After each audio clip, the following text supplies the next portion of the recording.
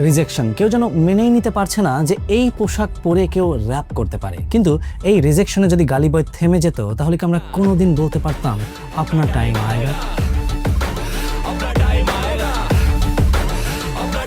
Rejection, অপমান এগুলোর ভয়ে যদি সেই ছেলেটা সেদিন বিশ্বাস করে নিত যে সে একজন ওয়ার্থলেস মানুষ, তাহলে আপনার টাইম আয়েগা শব্দের জন্মই হয়তো বা হতো না। আচ্ছা, আপনারা কি সুজান বয়লিকে চিনেন? ওই যে 43 বছর বয়সী মহিলা যিনি ব্রিটেনস গট ট্যালেন্টে গান গাইতে গিয়েছিলেন। চেহারা আর অ্যাপিয়ারেন্স দেখে সবাই এমনভাবে তাচ্ছিল্য করেছিল তাকে, কিন্তু I dreamed a dream in time gone by.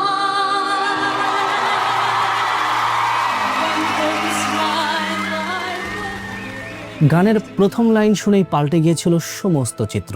What if শুরুর সেই তুচ্ছ তাচ্ছিল্য দেখেই থেমে যেতেন সুজান? দেখেন, হিসাব সিম্পল। রিজেক্ট আপনাকে হতেই হবে।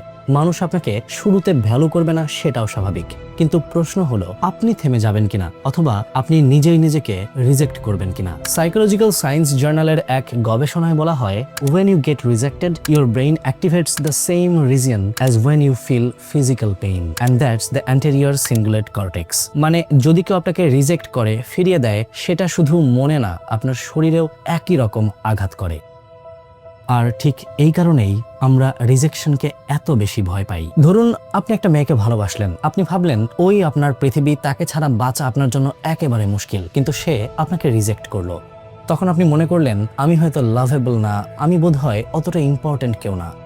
একইভাবে স্কুলের কোনো বন্ধু আপনাকে অপমান করলো, শিক্ষক তুচ্ছ তাচ্ছিল্য করলো, চাকরির ভাইবে আপনি রিজেক্টেড হয়ে গেলেন। আপনি শুধু মানসিকভাবে না, শারীরিকভাবেও বিরাট যন্ত্রণা অনুভব করবেন। কিন্তু সারা দুনিয়া রিজেক্ট করলেও নিজেকে কখনো রিজেক্ট করা যাবে না। মনে রাখতে হবে, রিজেকশন আসলে ব্যর্থতা না, এটা এক ধরনের মেন্টাল গেম। আর যেটা একবার খেলতে শিখে গেলে আপনাকে হারানোর সাধ্য কারো নেই। আর এই খেলাটা জেতার একটা নিয়ম আছে, আর সেটা হলো কিভাবে রিফ্রেম করতে হয় সেটাকে শিখে নেওয়া। এক্সাম্পল দিচ্ছি, যখন কেউ আপনাকে রিজেক্ট করবে কখনো ভাববেন না আমি ব্যর্থ, ভাববেন এই জায়গাটা হয়তো আমার জন্য ছিল না। যখন কেউ আপনাকে ফিরিয়ে দিবে কখনো মনে করবেন না যে আমি হেরে গেলাম, সবকিছু শেষ হয়ে গেল, ভাববেন এই অভিজ্ঞতা আমাকে আরো শার্প করছে, নতুন দরজার উন্মোচন করে দিচ্ছে। এটাই জীবন। মনে রাখবেন, rejection doesn't mean you are not worthy. Rejection কোনো ভার্ডিক্ট না, এটা একটা invitation towards betterment, towards a path where you truly belong.